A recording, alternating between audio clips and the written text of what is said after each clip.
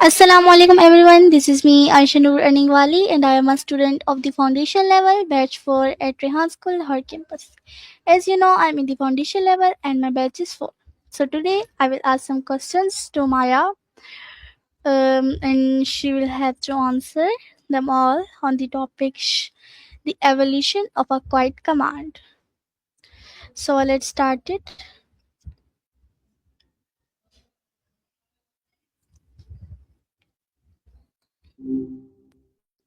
Assalamu-alaikum. Hey, what's up? Assalamu-alaikum, Maya. Walaikum assalam. How's your day going so far? It's good. So today I will ask some questions on the topic the evolution of a quiet command. Are you ready to answer? I'm definitely ready.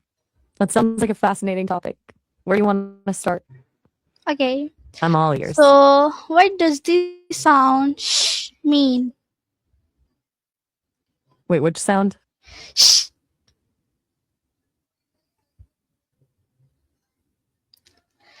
Shh.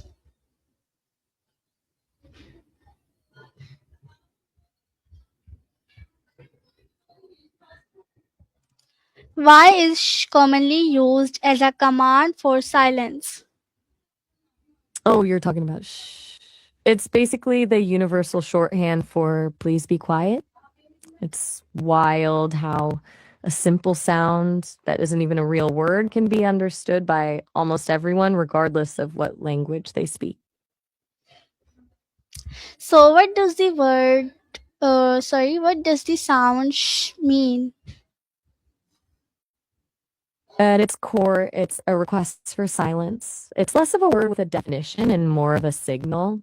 It's meant to mimic the sound of a hush, which physically slows down the breath and signals to the other person to stop talking and listen. How did the expression shh originate? That's a great question. It actually comes from the Old English word hushan, which basically meant to make a noise to quiet someone. It's funny because it's a sound that's evolved over centuries to do exactly what it's intended to do: cut through the noise. Why is silence important in human communication? Honestly, silence does a lot of the heavy lifting in a conversation. It gives people a chance to actually process what's been said instead of just waiting for their turn to speak. Plus, it can convey things that words usually fumble, like comfort, tension, or just that feeling of being completely on the same page with someone. Do you think silence feels more like a gap to be filled or a space to breathe?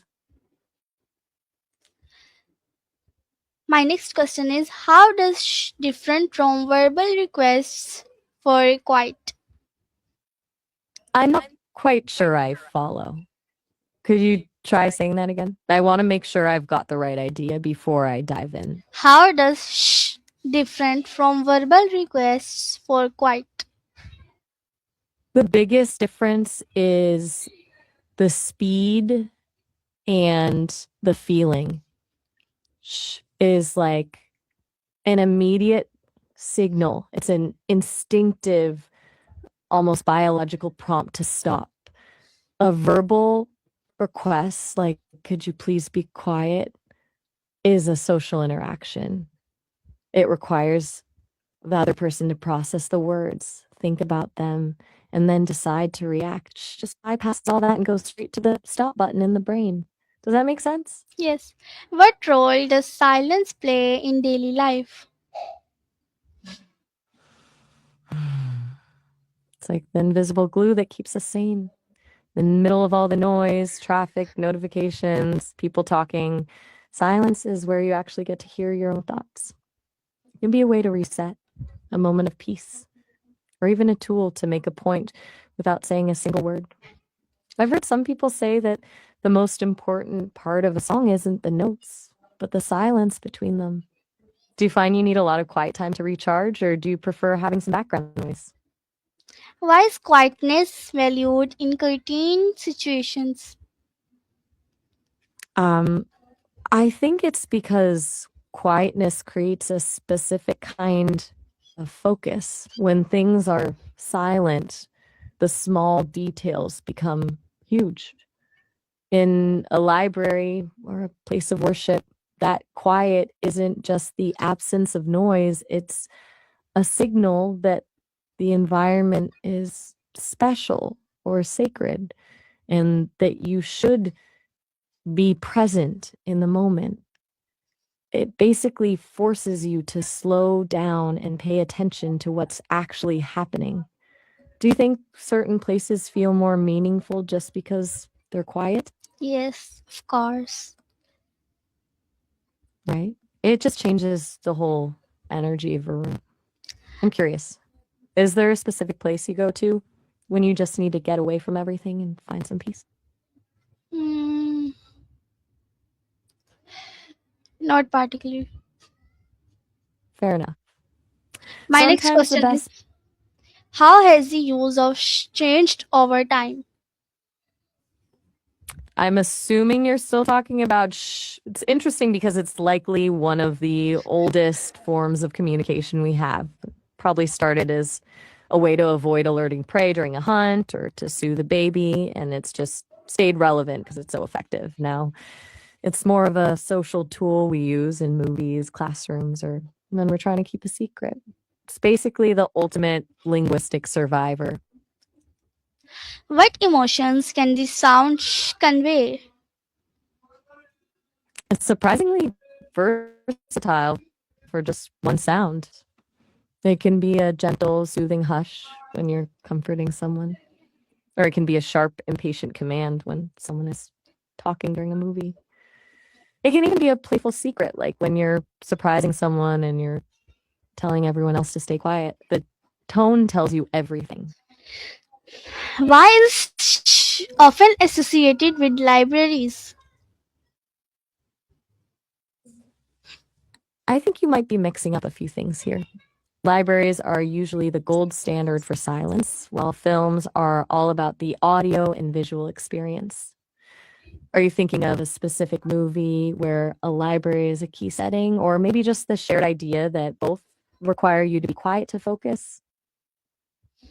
Hmm. My next question is, how does silence help people concentrate? It's all about removing the friction. When your brain isn't fighting through background noise or trying to filter out random conversations, it can put all its energy into the task at hand. It's like turning off a loud radio so you can finally hear a whisper. Silence creates a mental space where you can actually dive deep into a thought without being pulled back to the surface every 5 seconds. Do you find it easier to focus in total silence, or do you actually like a bit of ambient noise like a coffee shop? My next question is, what role does quietness play in learning environments? It's a huge part of the foundation. In learning environments, quietness acts as a signal for focus. It tells the brain that it's time to shift from social mode to absorption mode. When a room is quiet, it reduces the cognitive load on students, making it easier to grasp complex ideas without distraction. But there's also a balance. Sometimes a productive buzz of discussion is more helpful than total silence. I wonder if your school has a specific way they handle this, like designated quiet zones. How does silence build I'm anticipation? not entirely sure what you mean by anti. You're Anticipation. welcome. I'm not sure. Okay, I will ask another I'm question. listening.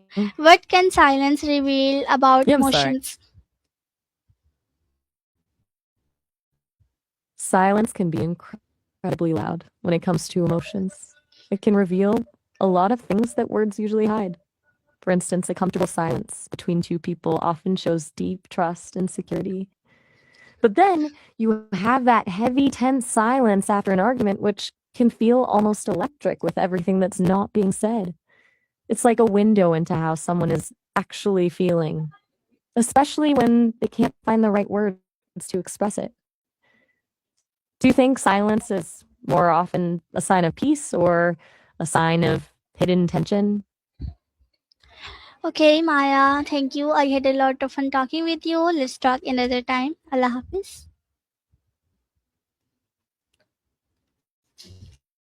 Thank you for watching this video, everyone. Allah Hafiz.